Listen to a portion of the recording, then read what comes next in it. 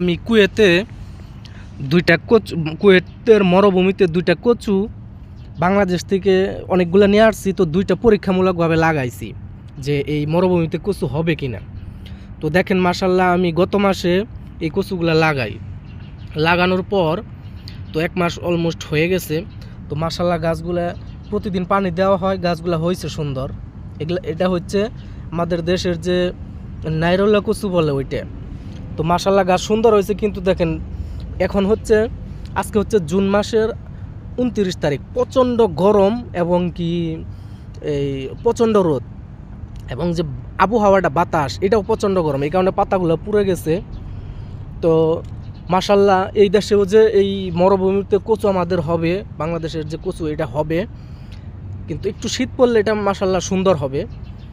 আর আমি ইনশাল্লাহ চেষ্টা করব যে কোন পর্যায়ে কি করা যায় এই মরুভূমির বুকে। আমি অনেক বীজ অনেক জাত নিয়ে আসছি বাংলাদেশ থেকে। তো এখানে দেখেন মূলা লাগাইছি পরীক্ষামূলকভাবে। তো মূলা মাশাল্লাহ সুন্দর হয়েছে, তবে একটু গরম বেশি। মূলার পাতা পুরো নাই, মূলা মনে হয় গরমটা সহ্য করতে পারে।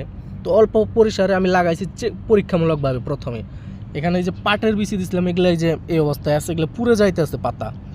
পাটের বীজ, এখানে পুঁই শাকের বীজ, এটা মানে গ্রো হইতেছে না, দেখেন মানে বড় হইতেছে না।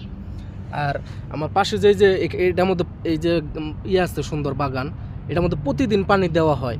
দেখেন কি অবস্থা, রোদের তাপে গরমে একদম মানে মরে যাওয়ার অবস্থা। এগুলাই দেখেন, আরও গাছ আছে, আমি স্টেপ বাই স্টেপ দেখাবো। আর প্লিজ আমার ছোট্ট ইউটিউব চ্যানেলটি আপনারা সবাই সাবস্ক্রাইব করে রাখবেন। আর আমি এই কুয়েতের মরুভূমিতে কি উৎপাদন করতে পারি আল্লাহর রহমতে আপনাদেরকে আমি আর কি দেখাবো। তো প্লিজ আমার ইউটিউব চ্যানেলটি সাবস্ক্রাইব করে রাখবেন, সাথেই থাকবেন।